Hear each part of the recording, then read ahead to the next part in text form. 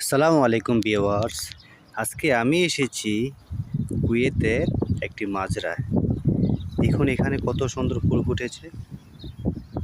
তাকে কেউ চিনতে পারেন? দেখেন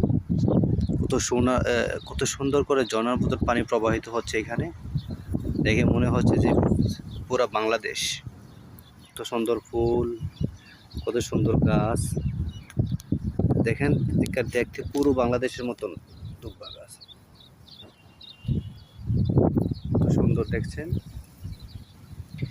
এখানে দূরে দেখেন আমাদের প্রবাসী ভাইরা কত কাজ করতেছে এখানে। ওই দূরে দেখছেন নজর, কত সবজি এখানে, কত গাছ।